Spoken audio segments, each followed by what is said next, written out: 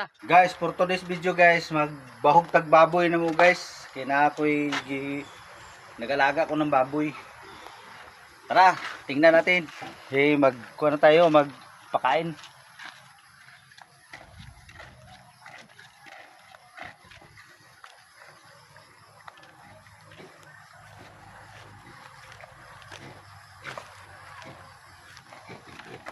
Hey guys, tingnan niyo ito yung alaga kong baboy oh. Ang dudumi.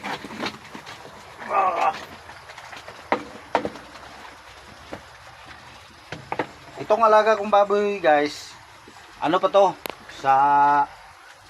Nabili ko ito nung ano pa, April 14. April 14. Ngayon, ang pizza ngayon may 5. Sa kuan ko to guys, sa kuan ko kaning alaga ko mga 3 weeks pa lang, no? Tingnan niyo, 3 weeks. Tingnan niyo guys. 3 weeks pa lang to. Ang dumi ng baboy guys oh.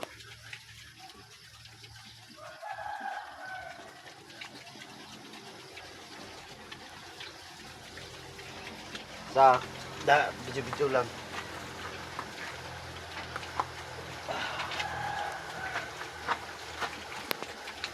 Pasok tayo guys kasi pantay ng tubig. Uy.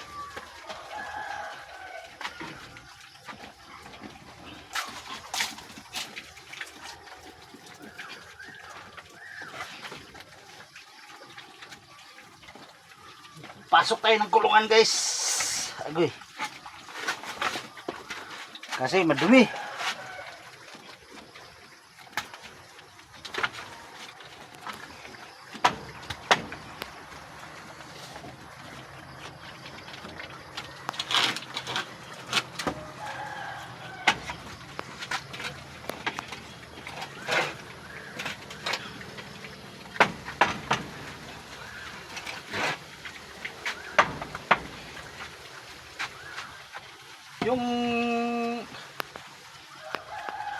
Yung iba guys, yung nag-aalaga ng baboy, ganda tingnan ng baboy nila kasi ang laki ng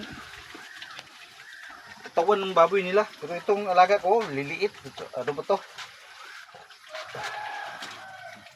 Pero yung pinapakain ko sila, ano yan?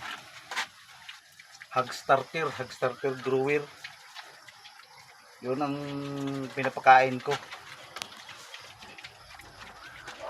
Pero 3 weeks pa to sa akin guys.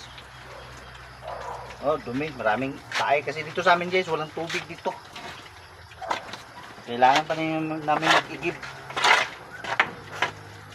Mag-igib kami, ano pa, mga 2 kilometers pa. Punta pa kami dun sa sentro sa Kugon. 2 kilometro.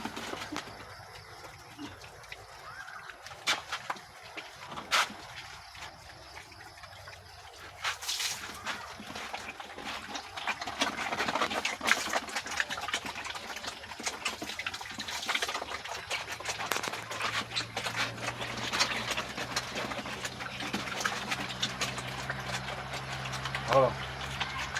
Opla. Ayo, sako.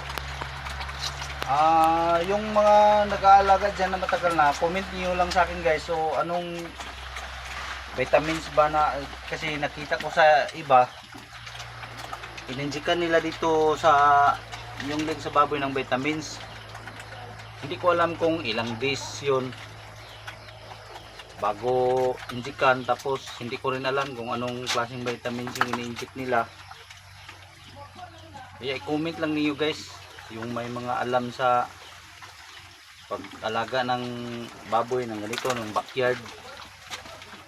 Comment nyo lang kung ano bang i-vitamins dito, ilang days bago injikan, para alam ko rin kung ano yung mga step na gagawin dito. Kasi ngayon lang ako nag-umpisa pag-alaga ng baboy guys. Comment lang ninyo guys at i-follow niyo yung aking YouTube account. At sana magustuhan niyo. Salamat. May hapon. Yatag dudog.